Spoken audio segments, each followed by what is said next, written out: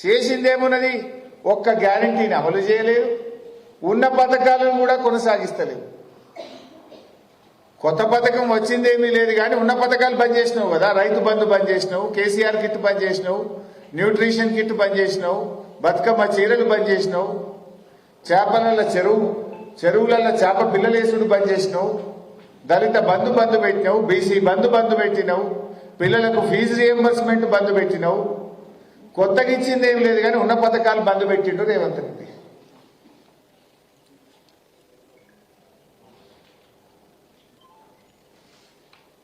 వాస్తవాలు చెప్తే మేము ప్రజల పక్షాన ప్రశ్నిస్తే అసెంబ్లీని బుల్డోజ్ చేసే ప్రయత్నం చేస్తున్నాడు. 2-3 గంటలు సుత్తి మాట్లాడిన రేవంత్ రెడ్డి. 2 గంటల ఉపన్యాసంలో సారాంశం ఏదన్నా ఉందంటే ఎప్పుడు ఇస్తావో, ఎంత ఇస్తావో, ఏం చేస్తావో చెప్పిండా 2 గంటలు మాట్లాడితే. చర్చ ఏంది? రైతు భరోసా ఎంత ఇవ్వాలి, ఎన్ని ఎకరాలకు ఇవ్వాలని చర్చ పెట్టినాం. మొత్తం చర్చ అయిపోయిన తర్వాత సారాంశం ఏంది? రైతు బంధు ఎన్ని ఎకరాలకు ఇస్తావో చెప్పినవా, ఎంత ఇస్తావో చెప్పినవా, ఎప్పుడు ఇస్తావో చెప్పినవా? ఏమీ చెప్పలే. ఏమన్నా కనబడ్డదంటే రైతు బంధుకు ఎగనామం పెట్టినట్టు కనబడ్డది చర్చలో. మొన్న వానకాలం అయితే ఎగనామం పెట్టిండు, మొన్న వానకాలంకు రైతు బంధు రాలే. యాసంగి కూడా అప్పుడు కేసీఆర్ ఉండగా పైసలు తయారు పెట్టి బ్యాంకులలో వేస్తామంటే వీళ్ళు ఎలక్షన్ కమిషన్ కు ఫిర్యాదు చేసి ఆపిండ్రు. ఆ రోజు గా పైసలే వీళ్ళ గవర్నమెంట్ వచ్చినాక పడ్డాయి తప్ప అసలు నువ్వు కొత్తగా నీ ఏడాది పాలనలో రైతు బంధు ఆడించినావు. యాసంగి మొన్న వానకాలంకి అయితే రైతు బంధు ఇయ్యలే. రైతులు వడ్డీ వ్యాపారుల దగ్గర తెచ్చుకున్నారు. 2 రూపాయలు 3 రూపాయల మిత్తికి అప్పు తెచ్చుకోవాల్సిన పరిస్థితి వచ్చింది రైతులకు. ఇప్పుడు యాసంగి పంటకు కూడా ఆల్రెడీ నేను ఇందాక రాగా చూసిన నాట్లు పడుతున్నాయి, నారుమల్లు కనబడుతున్నాయి, కొన్ని చోట్ల అయితే నాట్లు కూడా పడుతున్నాయి. మరి ఇంకెప్పుడు ఇస్తావు యాసంగికి? యాసంగి రైతు బంధు ఎప్పుడు ఇస్తావో స్పష్టంగా చెప్పాలి. నిన్న బీఆర్ఎస్ పార్టీ తరఫున చెప్పినాం, ఎప్పటిలాగా అందరికీ రైతు బంధు ఇవ్వాలి. నువ్వు ఆ రోజు మేనిఫెస్టోలో నేను కొందరికే ఇస్తా, కటింగ్ పెట్టా అని చెప్పలే కదా నువ్వు. ఇప్పుడైతే 5,000 మేము వస్తే 7,500 అన్నావు. మరి చెప్పిన మాట ప్రకారంగా రైతులందరికీ 7,500 రూపాయలు చొప్పున, వానకాలమే 7,500, యాసంగి 7,500 కలిపి 15,000 రూపాయల రైతు బంధు డబ్బులు వెంటనే రైతుల అకౌంట్లలో వేయాలని బీఆర్ఎస్ పార్టీ పక్షాన మేము డిమాండ్ చేస్తా ఉన్నాం. అప్పుడేమన్నాడు కేసీఆర్ గారు? అప్పుడే చెప్పింది, ఈ రేవంత్ రెడ్డి వస్తే రైతు బంధుకు ఎగనామం పెడతాడు, కోతలు పెడతాడు, కాంగ్రెస్ మోసం చేస్తుంది అని కేసీఆర్ గారు ఆ రోజే చెప్పిండ్రు. చెప్తే ఆ రోజు రేవంత్ రెడ్డి ఏమన్నాడో ఒక్కసారి వీడియో చూద్దాం. ఆ రోజు ఏం మాట్లాడిండో ఒక్కసారి చూద్దాం. కేసీఆర్ అంటున్నాడు కాంగ్రెస్ వస్తే రైతు బంధు బంద్ అవుతుందని. ఎందుకు బంద్ అవుతుంది? మేమేమన్నా దివాలా కాదమా? మాకేమన్నా దమాక్ లేదా? రైతుల కష్టాలు మాకు తెలియదా? రైతులకు కరెంటు బంద్ అవుతుంది, రైతు బంధు బంద్ అవుతుందని కేసీఆర్ మాట్లాడుతున్నాడు. ఇప్పుడు ఎవరు దివానా కాలే? మరి ఇప్పుడు దివానా కాలే ఎవరో రేవంత్ రెడ్డి చెప్పాలి. మరి రైతు బంధు బంద్ అయిందా, బంద్ కాలేదా? మరి ఇప్పుడు ఎవరు దివానా గాళ్ళు ఆయనే చెప్పాలి. మరి ఇప్పుడు ఆ రోజు కేసీఆర్ చెప్పింది అది నిజమైంది. వానకాలం ఎగబెట్టిండు, యాసంగికి ఎప్పుడు ఇస్తాడో, ఎంత ఇస్తాడో, ఎవరికి ఇస్తాడో ఇంకా చెప్పే పరిస్థితే లేదు. నాట్లు పడుతున్నాయి, రైతులు అప్పులు తెచ్చుకునేటువంటి పరిస్థితి ఈరోజు ఏర్పడ్డది. అంటే ఇంకా ఆ రోజు ఒక అడుగు ముందుకు పోయి కౌలు రైతులకు కూడా ఇస్తా అన్నాడు. రైతు బంధు 2 సార్లు ఎందుకు ఇస్తావు? 3 సార్లు ఇవ్వాలన్నాడు కేసీఆర్. మరి ఈ 3 సార్లు నేను ఎవరో తట్టుండు? 3 పంటలు పండించే రైతులు కూడా ఉన్నారు. ఈ 3 సార్లు మరి ఆ రోజేమో కేసీఆర్ 2 సార్లే ఇస్తుండు, 3 సార్లు రైతు బంధు ఇవ్వాలన్నాడు. ఇప్పుడు ఒకసారికి ఎగబెట్టినావు కదా. కౌలు రైతులకు కూడా ఇస్తా అన్నాడు. ఇప్పుడు వ్యవసాయ మంత్రి అడిగితే మాకు సంబంధం లేదు, అది రైతు కౌలు రైతు చూసుకోవాలన్నాడు. ఏంది అసలు నీ ప్రభుత్వంలో నీదో మాట, నీ మంత్రిదో మాట, ఒకరికొకరికి సంబంధం లేదు, ఒకరికొకరికి కోఆర్డినేషన్ లేదు. కౌలు రైతులకు ఇస్తాను ముఖ్యమంత్రి అంటాడు, వ్యవసాయ మంత్రి ఇయ్యం మాకు సంబంధం లేదు, వాళ్ళే చూసుకోవాలి, రైతు కౌలు రైతు అంటాడు. ఎవరిని నమ్మాలి? వ్యవసాయ కూలీలకు 12,000 ఇస్తా అన్నారు. అవి ఇంతవరకు స్టార్ట్ కాలే. బడ్జెట్లో పెట్టిండ్రు, ఇంతవరకు వ్యవసాయ కూలీలకు ఇయ్యలే. ఇప్పుడు దాంట్లో కోతలు పెడుతున్నారు. వ్యవసాయ కూలీలు అంటే ఎవరట? ఎవరైతే పొలంలో నాట్లకు వస్తారో కూలికి వస్తారో వాళ్ళందరూ వ్యవసాయ కూలీలే కదా. అట్లా కాదట. నీకు గుంట భూమి ఉన్నా నీకు ఇయ్యడట. నువ్వు ఉపాధి హామీ పనికి పోతేనే ఇస్తారట.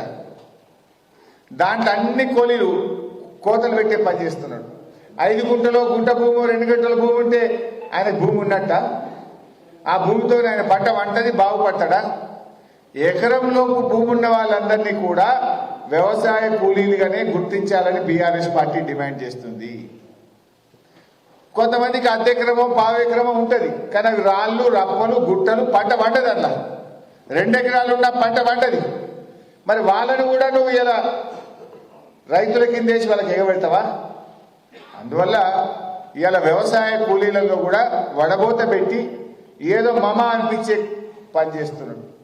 మేము కోరుతున్నాం, ఉపాధి హామీకి వెళ్లే ప్రతి కూలీ వ్యవసాయ కూలీయే. ఉపాధి హామీ వెళ్తున్న వారందరికీ కూడా వడబోతలు లేకుండా కోతలు లేకుండా వ్యవసాయ కూలీలకు ఏడాదికి ఇస్తామన్న డబ్బులు తప్పకుండా ఇవ్వాలని బీఆర్ఎస్ పార్టీ డిమాండ్ చేస్తుంది.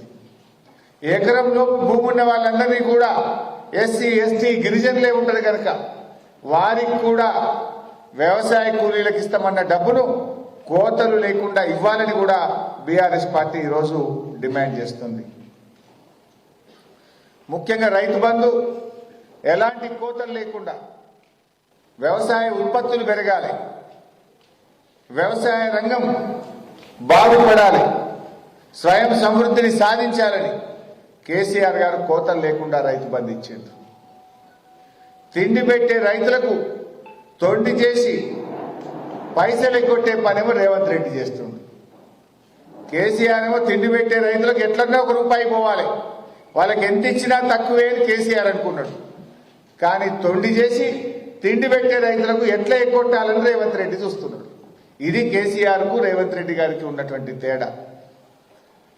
ఇలా రైతుల బతుకులు మార్చేందుకు కేసీఆర్ గారు రైతు బంధును ప్రారంభిస్తే ఆ రైతు బంధును బొందబెట్టే కుట్ర చేస్తున్నాడు రేవంత్ రెడ్డి. ఇలా రైతులందరూ కూడా మేల్కొనాలి. రైతులందరూ కూడా ఎక్కడికక్కడ కాంగ్రెస్ పార్టీ మంత్రులను ఎమ్మెల్యేలను నిలదీయాలని చెప్పి బీఆర్ఎస్ పార్టీ పిలుపునిస్తా ఉంది. ఆ ఊర్లలో ఉండే కాంగ్రెస్ నాయకులను, మండలాల్లో ఉండే కాంగ్రెస్ నాయకులను, పెద్ద పెద్ద కార్లు వేసుకొని వచ్చే కాంగ్రెస్ నాయకులను ఎక్కడికక్కడ నిలదీయాలి. వానకాలం రైతు బంధు, యాసంగి రైతు బంధు 15,000 ప్రతి రైతుకు చెప్పిన మాట ప్రకారంగా ఇచ్చే విధంగా ప్రశ్నించాలని కూడా బీఆర్ఎస్ పార్టీ ఈరోజు పిలుపునిస్తా ఉంది. ఎందుకంటే కేసీఆర్ గారు 2 ఏళ్లు కరోనా వచ్చిన రైతు బంధు ఆపలే కదా. 11 విడతల్లో 73,000 కోట్ల రూపాయలు ఇచ్చిన మాట ప్రకారంగా రైతు బంధునిచ్చి రైతుల పట్ల తన ప్రేమను చాటుకున్నది కేసీఆర్. కానీ రైతు బంధును బొందబెట్టి రైతుల ఉసురు పోసుకున్నాడు రేవంత్ రెడ్డి. ఇవాళ దుఃఖిదున్నే రైతు దుఃఖం తీర్చిన నాయకుడు కేసీఆర్ అయితే రైతు బంధు ఎగ్గొట్టి రైతును దుఃఖంలో పెడుతున్నది రేవంత్ రెడ్డి. ఇవాళ రైతులు కూడా ఆలోచించాలి. ఏ ఒక్క హామీ అమలు చేయలేదు. రుణమాఫీ ఏమన్నాడు? నేను అసెంబ్లీ అయిపోయింది అంటుడు. అయినా అదే ఇలా కానోళ్ళు ఉన్నారా? ఎవరైనా ఇలా ఉన్నారా? మా ప్రెస్ వాళ్ళకి అయింది అందరికీ. నీకు కాలేదు, మీకు అయిందా పైసా? కాలేదు. మీకు కానోళ్ళు ఉన్నారా ప్రెస్లో? మీకు కూడా కాలేదు. నేనేమన్నాడు? అసెంబ్లీ అయిపోయింది రుణమాఫీ అంటూ అయ్యేపోయింది అంటుండే. నేను అన్న మరి రేవంత్ రెడ్డి పోదాం పావా, గన్మెన్ లేకుండా పోదాం అంటున్నావు కదా.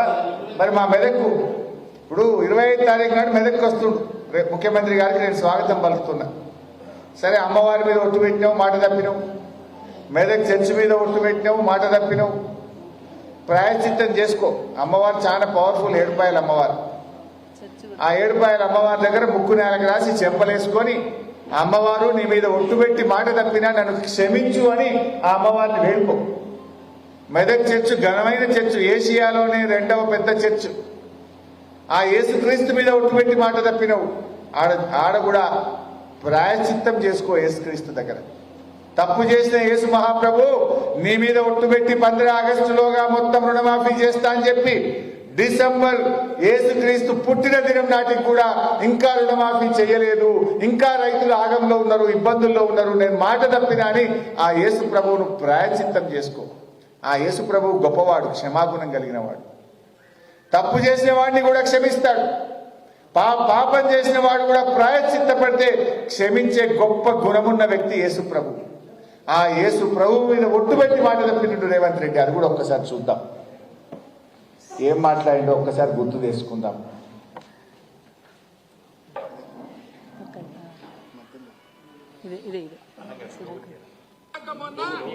మామ అల్లులు ఇద్దరు తయారైంది రైతు రుణమాఫీ ఎప్పుడు చేస్తామని.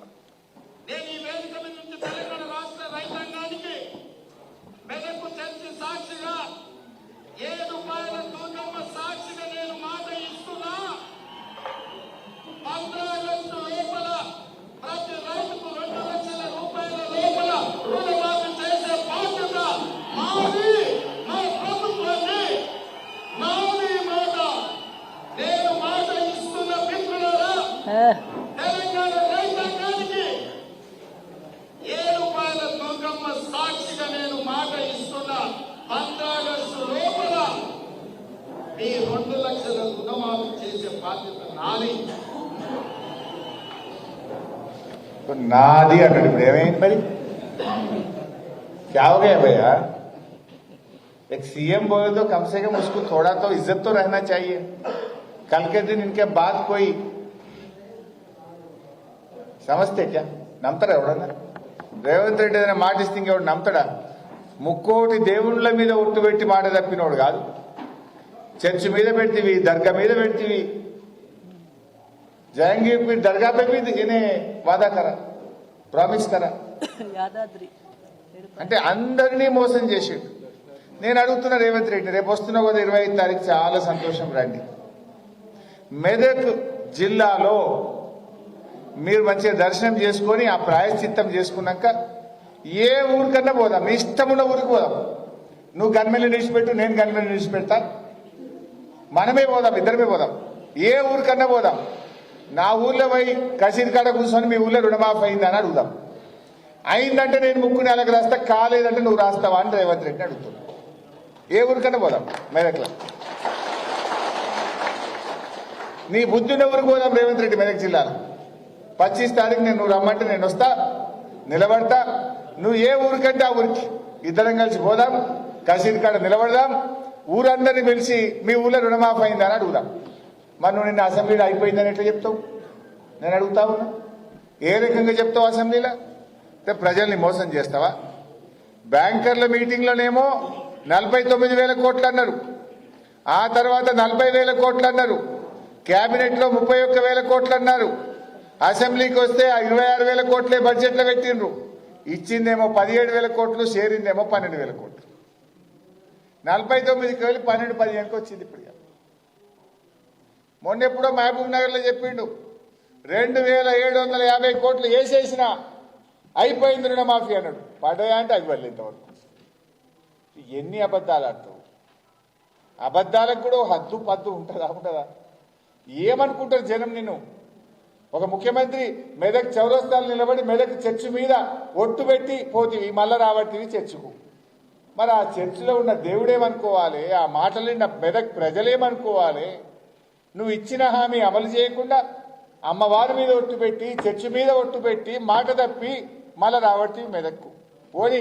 ఇచ్చిన హామీ అమలు చేసుకొని వచ్చినా, డేట్ పోయినా జరగన్న పర్వాలెత్తి అనుకుందాం. 15 ఆగస్టు అన్నాడు, పోనీ డిసెంబర్ కన్నా చేసిండు, సేమ్ అయితే చేసింది వచ్చింది అనుకుందాం. చేయకుండానే రాబట్టి సిగ్గు లేకుండా. ఏమన్నా కొంచెమన్నా రేషం ఉండాలి కదా మనిషి అంటూ. మెదకు పోతున్నా మరి ఆ రోజు చర్చి మీద ఒట్టు పెడితే, దేవుని మీద అమ్మవారి మీద ఒట్టు పెడితే ఎవడన్నా అడుగుతాడో ఏందో, ఆడ ప్రెస్ వాళ్ళు గిట్ట అడుగుతారేమో, రైతులు గిట్ట అడుగుతారేమో. మరి ఆ రోజు మాట ఇస్తే ఎట్లా అని జనంతా ఆలోచన చేసుకొని అది పూర్తి చేసుకొని రావాలి కదా. ఇదేమి ప్రభుత్వం అని నేను అడుగుతా ఉన్నా. ఇంకేమన్నాడు? 2 లక్షల మీద ఉన్న వాళ్ళు జల్దీ కట్టుంటాను అన్నాడా లేదా? ఎవరన్నా కట్టిన వాళ్ళు ఉన్నారే? నువ్వు కట్టినావా? సీన్ లేవు. ఎంత కట్టినావు? ఏం పేరు నీ పేరు? శ్రీను. ఏం సీను? కుత్తివాడ. కుర్తివాడ సీను. కుర్తివాడ గ్రామమా? 4 లక్షలు అప్పు ఉండే సీనుకు. 2 లక్షలు రేవంత్ రెడ్డి చెప్పిండే కట్టినావు. ఇక కట్టినావు, అప్పు తెచ్చినావు. అది ఎట్లా కట్టాలి, ఇప్పుడు ఇది ఎట్లా కట్టాలి మరి? ఇక అది కూడా ఒక్కసారి చూద్దాం ఏమన్నాడు.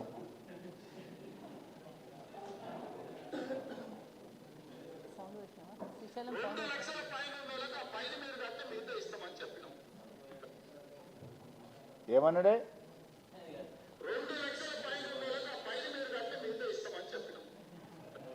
ఇప్పుడేమంటాడు? ఇచ్చుడే లేదంటు. ఇప్పుడు అవి కడితే ఈ మిత్తి ఆ మిత్తి ఏమైపోవాలి సీను? అంటే ఇలా ప్రజలు పాపం రైతులు ఏం చేయాలో దిక్కుదోచని పరిస్థితి వచ్చింది. ఇవాళ పొద్దున పేపర్ చూస్తే 3 రైతులు ఆత్మహత్య చేసుకున్నారు. మన మెదక్లో కూడా కూచన్పల్లిలో ఒక రైతు